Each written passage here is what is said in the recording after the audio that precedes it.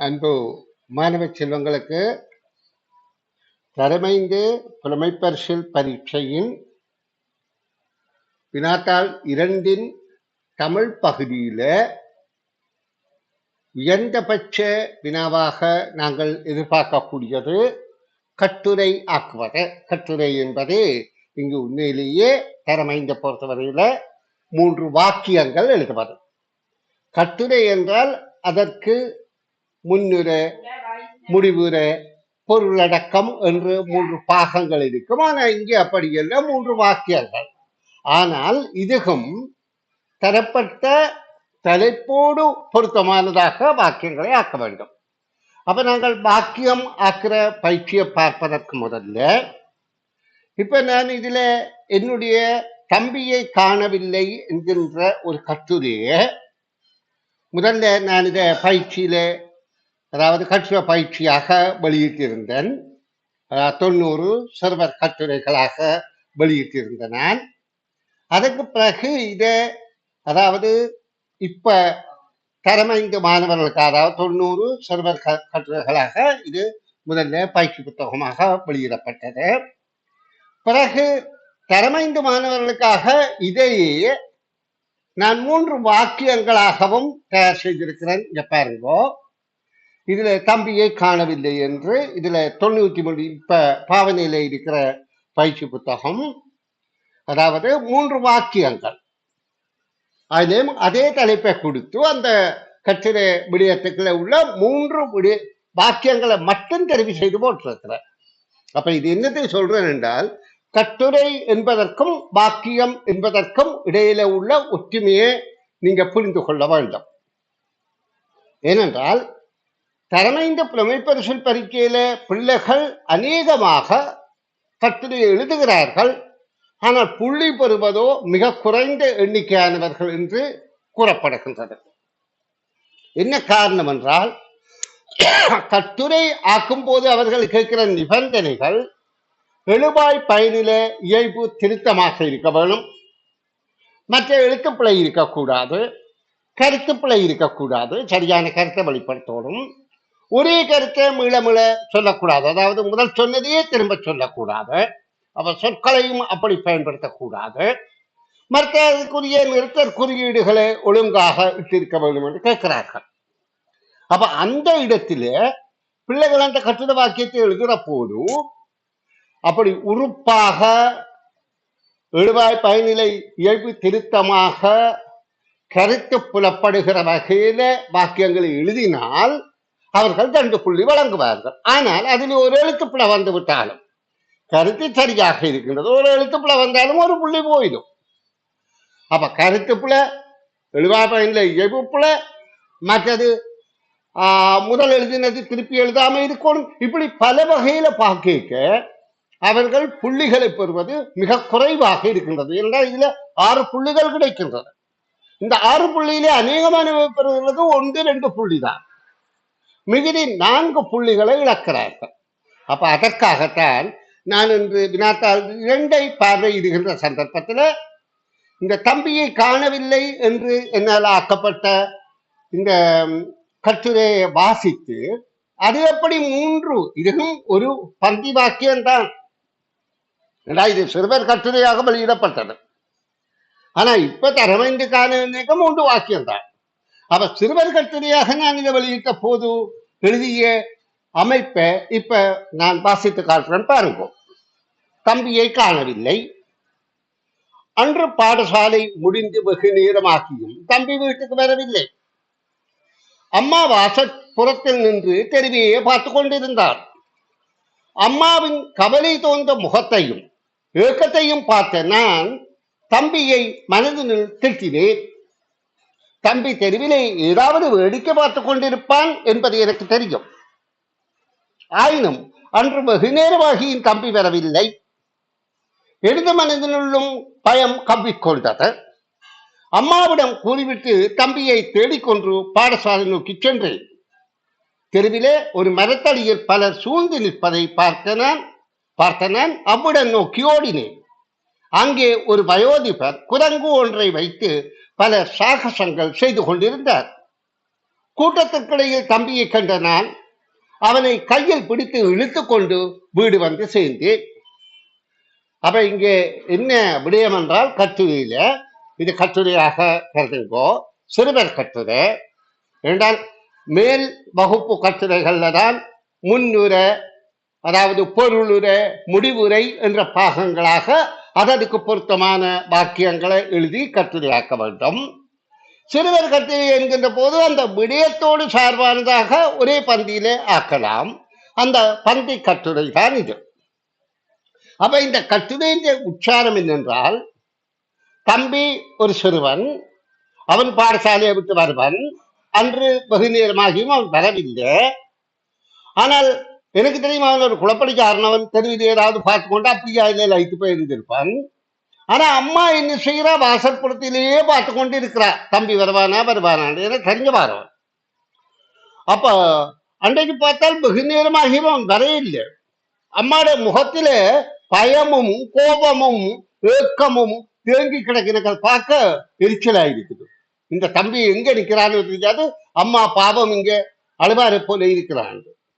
அப்ப நான் என்ன செய்கிறேன், எனக்கும் கொஞ்சம் மனதில பயம் வந்துட்டு, தம்பிய காலையில் எடுத்து அம்மாவுக்கு சொன்னேன், நான் போய் பார்த்து கொண்டு வரணும்மா எடுத்து. அவன் தெருவில் போய்கொண்டிருக்க ஒரு இடத்துல கூட்டமாக மக்கள் நிற்கிறார்கள். அப்ப அந்த இடத்துல ஓடி போய் பார்த்தா அங்க ஒரு வயோதி பேர் குரங்க வைத்து சாகசம் விளையாட்டு காட்டிக்கொண்டு இருக்கிறார். அப்ப இந்த சாகச காட்சியை பார்க்காம நான் அங்க பார்க்கிறேன், தம்பி நிற்கிறான். ஒரு பக்கத்துல தம்பி நின்றாலும் பார்த்து ரசித்து கொண்டிருக்கிறான். எனக்கும் சரியான கோபம். ஏன் வீட்டிலே அம்மா பார்த்து கொண்டிருக்கிறார், இவன் தெருவில் வேடிக்கை பார்த்து கொண்டிருக்கிறார். நான் இவனை கையில படபட இழுத்துக் கொண்டு வீடு வந்து சேர்ந்தேன். இதான் இந்த கட்டுரை விடயம். இந்த ஒரு பந்தியில வந்த கட்டுரைய நான் திரும்ப 3 வாக்கியங்களாக தம்பியை காணவில்லை என்று தற்பொழுது அந்த தரமைந்து மாணவர்களுக்கான கட்டுரை பயிற்சிகள் என்கின்ற பயிற்சி புத்தகத்தில் 93 கட்டுரைகளாக பல விடயங்களை அதில் கொடுத்திருக்கிறேன். ஆனால் நம்மளுக்கு கூடிய அளவு பயிற்சி தான். பயிற்சி என்றால் பிள்ளை எழுதி பழகணும் என்றதான் நோக்கம்.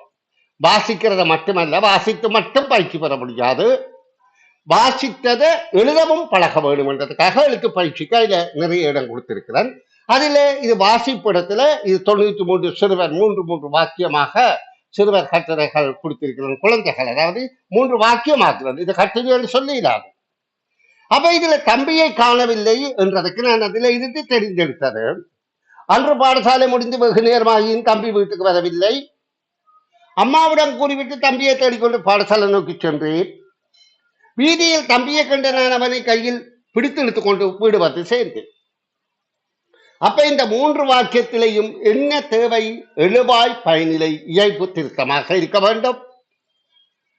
மற்றது கருத்து, தம்பியை காணவில்லை என்றால் அது சார்பான கருத்து தெளிவாக புலப்பட வேண்டும். எழுத்துப்பிழை இருக்கக்கூடாது, கூறியதாக இருக்கக்கூடாது. அப்படியாக இந்த 3 வாக்கியத்தை ஆக்கி பிள்ளைகளை வாசிக்க பழக்கிறேன். பிறகு இதே போன்ற வேறு தலைப்புகளை கொடுத்து அவர்களை எழுத பழக்கிறேன் என்று என்னுடைய பயிற்சி புத்தகத்தில். ஏனென்றால் தரமைந்து புலமை பரிசில் வினாத்தாள் 2ல் உள்ள கடினமான தமிழ் பகுதிக்குரியது கட்டுரை, அதாவது வாக்கியம் ஆக்குதல் என்பதுதான் என்னுடைய கருத்து. அதுல இருந்தா 5 சொற்களுக்கு புரியாமலும் இருக்கணும். அப்ப வாக்கியத்தை ஆக்க போவைக்க எங்களுக்கு எழுவாய் பயனில் செய்யப்படுபவர்கள் 3 சொல்லி ஒரு மாதிரி ஊகித்துக் கொள்ளுவோம். அதோடு சேர்த்து வேறு சொற்களையும் சேர்த்து 5 சொற்களாக்கணும். அப்ப எங்களுக்கு தெரியும், எழுவாயோடைய அடைமொழி சேர்க்கலாம், பயனிலையோடைய அடைமொழி சேர்க்கலாம், செய்யப்படுபவர்களுடைய அடைமொழி சேர்க்கலாம். அப்ப அடைமொழியை சேர்த்த உடனே 5-6 சொற்கள் வந்துடும். ஏன்னா அதிக சொற்களை போட்டு நாங்கள் குழப்பி அவசப்படக்கூடாது. ஏன் நாங்கள் அதிக சொற்களை பயன்படுத்த எழுத்துப்புள்ள வர தாராளமாக இடம் இருக்கின்றது. அப்ப அதிக சொற்களும் பெறக்கூடாது. அதாவது அதற்கு 5 சொற்கள் எழுதுங்கோன்னு சொன்னா 5-6 சொற்களுக்குள்ளே அடங்கிட்டால் மிகச் சிறப்பு. அரமிஞ்சி கூடினாலும் 7 சொற்களுக்கு கட்டுரை, அதாவது வாக்கியம் எழுத பழக வேண்டும். அப்ப அந்த பயிற்சியில தான் தம்பியை காணவில்லை என்ற இந்த தரமைந்துக்கான பயிற்சியை நான் எழுதியிருக்கிறேன். இதுல கட்டுரை ஆக்கத்துல இறுதியில வர வேண்டியது, அதாவது ஒரு வாக்கிய ஆக்கத்துல, கட்டுரையில இது வாக்கியம். வாக்கியம் அமைக்கின்ற போது இறுதியில வர வேண்டியது பயனிலை. பயனிலை என்பது உங்களுக்கு தெரியும், அது ஒரு வினைச்சொல். பயனிலையாக வாரது வினைச்சொல். வினைச்சொல் என்பது செயலை உணர்த்துவது வினைச்சொல். அப்ப ஒரு வாக்கியத்தின் இறுதியாக பயனிலை பெற வேண்டும். இந்த பயனிலை இல்லாமல் வாக்கியம் இல்லை என்றுதான் நாங்கள் இப்போதைக்கு படிப்போம். உயர்கல்வியில தொக்கு பயனிலை வாக்கியங்கள் என்று அது உயர்கல்வியில படிப்போம். இப்போதைக்கு நாங்கள் தரமைந்துக்கு பயனிலை இல்லாமல் வாக்கியம் இல்லை. அதாவது வாக்கியம் என்று நாங்கள் கட்டுரையாக்குகின்ற போது பயனிலை மிக முக்கியம் என்பதுதான் கருத்து. பயனிலை இல்லாத வாக்கியம் இல்லை என்று படிக்கிறோம். அப்ப இந்த பயனிலையை வைத்துக் கொண்டு நாங்கள் பயனிலையோட கேள்வியை கேட்டு, யார் உயர்திணையா இருந்தால் யார், அகரணையா இருந்தால் எது, எவை என்ற கேள்வியை கேட்கிறதன் மூலம் இந்த மூன்று கேள்வியையும் கேட்டார். அதாவது உயர்திணையாயிருந்தால் யார் என்ற வினைச்சொல்லுக்கு முன்னுக்கு யார் என்ற கேள்வியை போடணும். அகரணையிலே ஒருமையாக இருந்தால் எது, பன்மையாக இருந்தால் எவை. ஏனென்றால் யார் என்றது ஒருமை, அதாவது ஒருமை பன்மைக்கு பொருத்தமானது.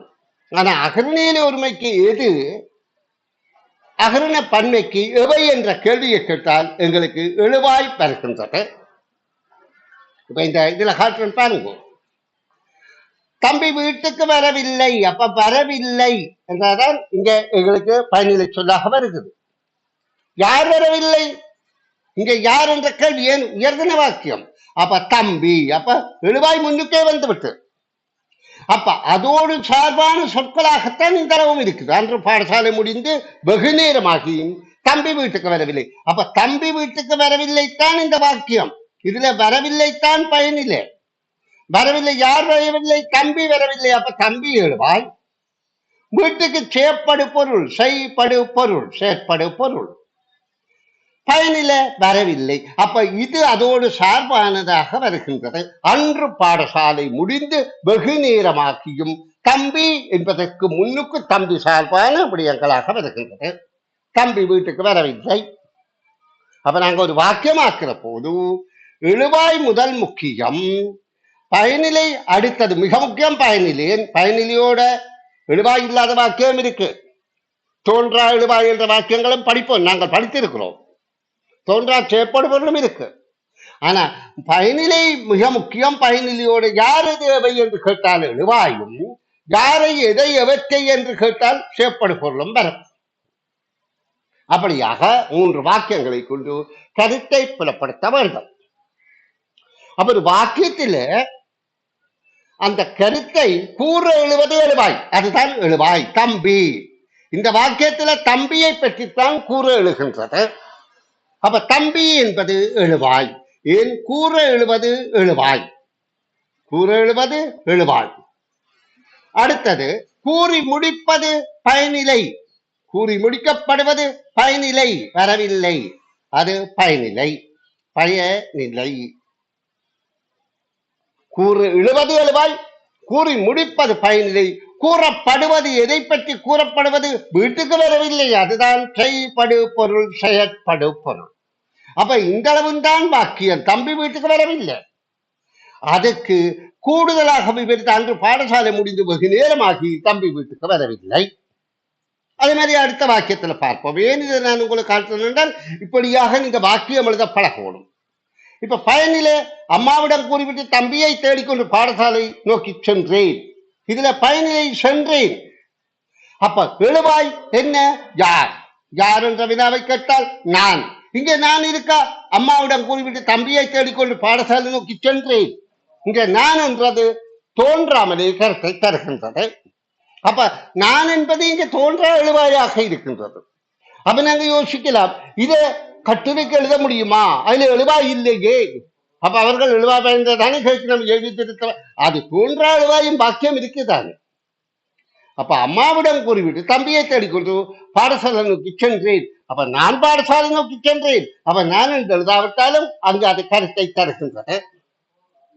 இப்ப சோறு சாப்பிட்டேன், பாடசாலைக்கு சென்றேன், பாடம் படித்தேன், பயிற்சிகள் செய்தேன், இதுல எல்லாம் நான் நான் என்று சொல்வதே இல்லை. ஆனா அதுக்காக வாக்கியம் இல்லையா, வாக்கியம் தான். சோறு சாப்பிட்டேன் ரெண்டு சொல்லி இருக்கு. அப்ப ரெண்டு சொல்லில இடுவாயவாக இருப்பது பேர் சொல்லா இருக்கலாம், பயனிலையா வாரது பேர் சொல்ல அல்லது இடச்சொல்லா இருக்கலாம். சாரி, செயற்படு பொருளா வாரது பேர் சொல் அல்லது இடச்சொல்லா இருக்கலாம், பயனிலையா வாரது வினைச்சொல்.